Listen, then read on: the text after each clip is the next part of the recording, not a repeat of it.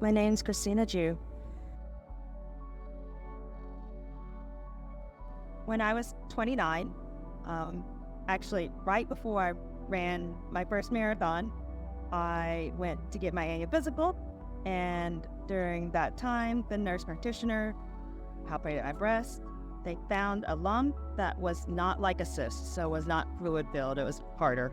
I have metastatic breast cancer, which is breast cancer that spread beyond the original tumor site in the breast to other parts of the body. I was originally diagnosed in 2019 with stage 2A, so I had just a tumor, no lymph node positivity.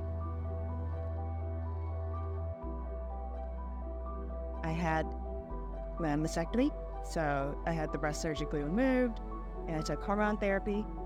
And then in 2021, I had one lymph node positive, but when I got the PET scan, they showed activity in my bones, my hip and my rib, and that was biopsied and turned out cancer.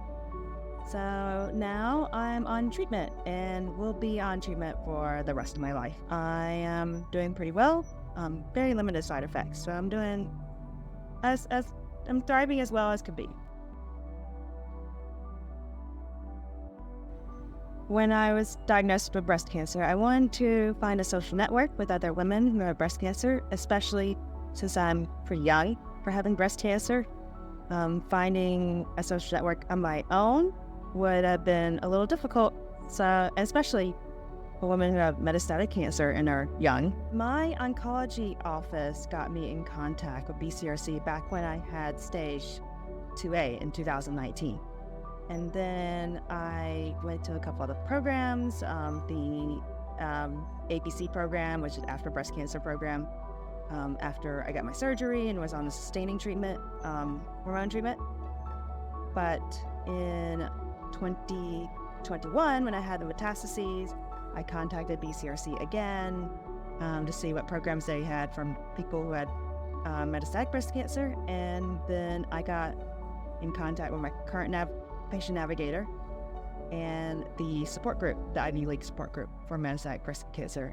Without BCRC, finding that social network would have been very difficult. In my extended family, there are some people who have breast cancer.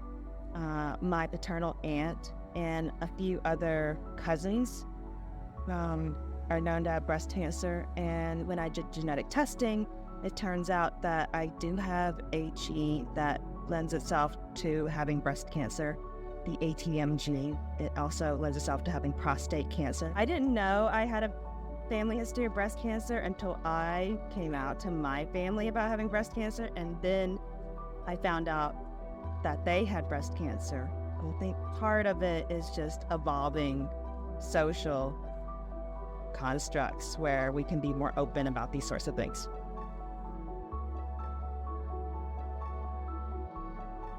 I think that you shouldn't isolate and that you should try to find other people who can share your experience, or at least find support for people who really care. When you're going through breast cancer or other types of cancer or just other traumatic experience,